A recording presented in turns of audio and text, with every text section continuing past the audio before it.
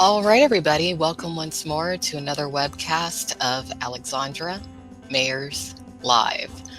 I am your hostess, Alexandra. Now, tonight's webcast will focus primarily on the topics of abusive men within the pornographic industry and racism within the pornographic industry. Specifically, we're going to focus on some elements that surround a porn star known as Anna Fox. But before we begin, I just wanted to suggest to many of you who care about the state of the world nowadays and wondering, how can I help? I do not, as of current, have any sort of an organization or anything, but I do want to encourage many of you to donate to the Las Vegas Rescue Mission. And the reason why is because, as of current, the pornographic industry is starting to move or migrate to the city of Las Vegas, which is in Nevada, in the United States. If that's the case, I think that the homeless population may begin to increase because, believe it or not, a lot of adult entertainers who decide to go into the pornographic industry or maybe other areas of adult entertainment, they get to a point at some point, many of them, to where they want to leave, and consequently they lose their income. A lot don't have any other job skills, so ultimately they may find themselves homeless. I had other job skills, but I found that due to some stalking and just some horrific things that happened to me, I just at one point lost the will to do much of anything, and for a while I was rendered homeless.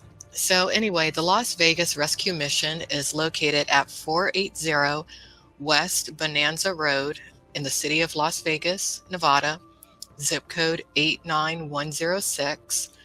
Their website is vegasrescue.org, and you can make online donations to them, or you could send your donation in through the regular old-fashioned U.S. mail. But for those of you who are looking for somewhere to donate some money to, I think that's a pretty good cause. So let's start by talking about my perception, at least, pornographic industry nowadays. I view the porn industry as a collective as being the equivalent of an incredibly psychologically and physically abusive boyfriend or husband. And if you take a close look at many of the men who are power players within that world, the reality is what quite a few are.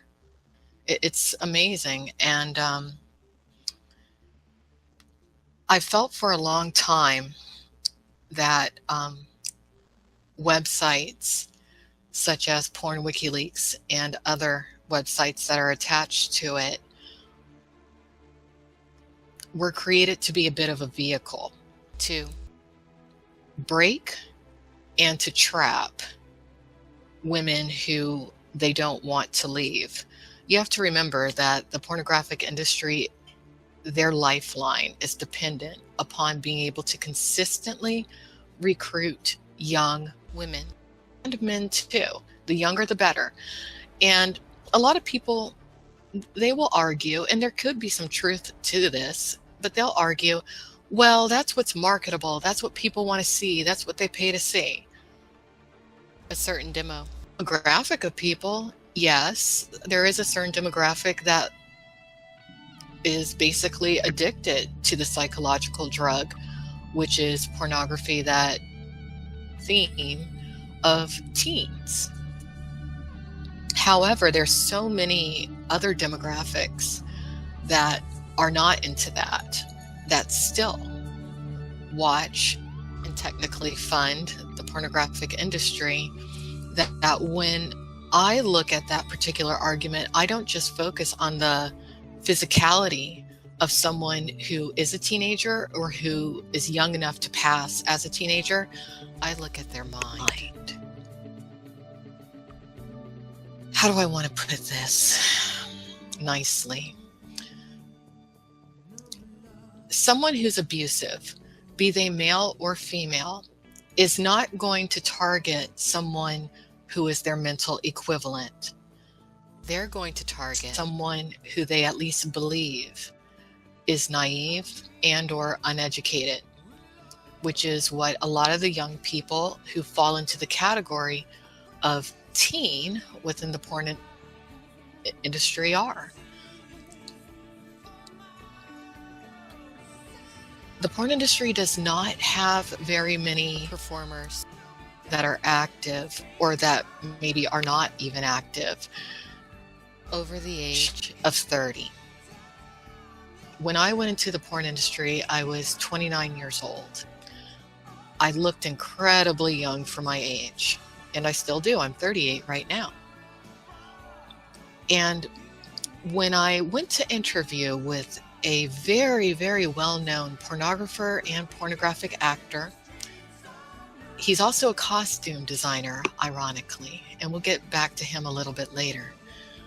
But the question that he asked me was, why did you decide to enter the porn industry so old?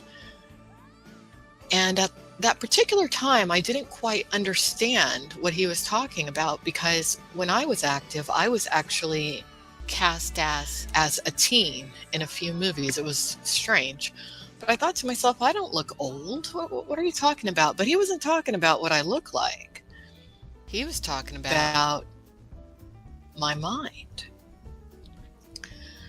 What I feel Porn WikiLeaks and other websites and ventures along the lines of what Porn WikiLeaks has the objective of doing, in part, is to break certain women whose minds are starting to develop, and to a point into where they are looking around at their surroundings within the porn industry, and they're like, now wait a minute here.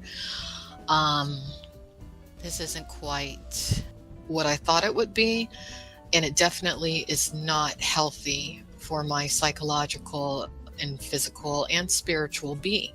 So the point and objective of Porn WikiLeaks in actuality was to beat the performers who are waking up down psychologically by calling them whores, by calling them sluts, by saying that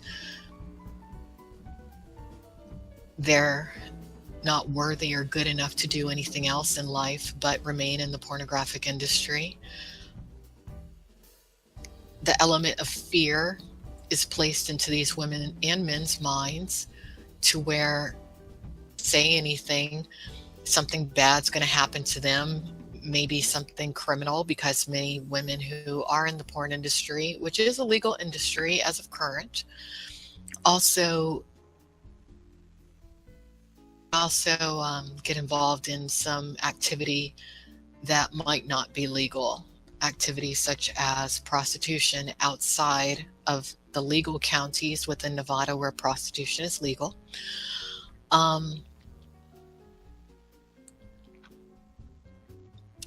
But I think Porn WikiLeaks has another objective, and that objective is to act as a sort of cage for the women and the men who the porn industry doesn't want to let go of. Porn WikiLeaks, along with other websites such as imdb.com and just so many venues, even, well, no, I'm not going to go there, but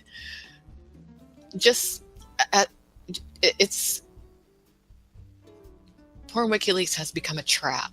It marks the women and the men who have chosen to enter the porn industry. And even though the porn industry as of current is legal, there is a substantial demographic of society that looks down upon it And they feel like, well, if you ever worked in this industry, then you must be a scumbag or a criminal or a predator of some sort.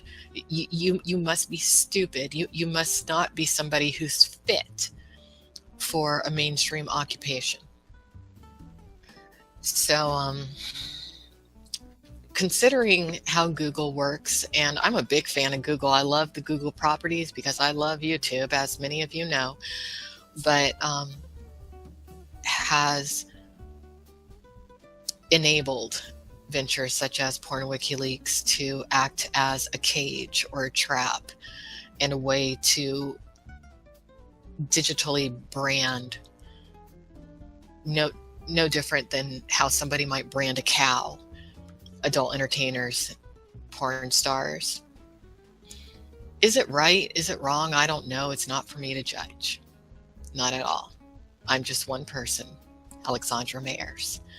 But that's the state of the world today, and that's why if anyone asks me, should I go into the porn industry? I say absolutely not.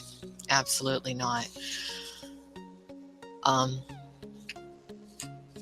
was thinking the other day about those who have been identified in regards to posting on Porn WikiLeaks or being behind the design of the project. And I thought to myself, whoever commissioned these particular people to print and build Porn WikiLeaks sure chose the wrong people. Because none of the people who I've been able to identify who have promoted Porn WikiLeaks and who have benefited from it have what I would consider to be successful, healthy relationships with their wives or girlfriends. In many cases, they're not able to retain friends for a specific amount or an extended amount of time.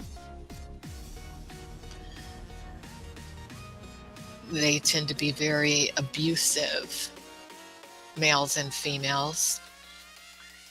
And I just thought to myself, why would somebody who is seeking a hunter to hunt down a certain type of prey ever commission hunters who can't even feed themselves?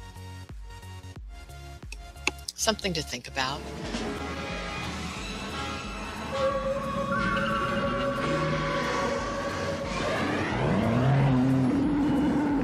Sie greift an.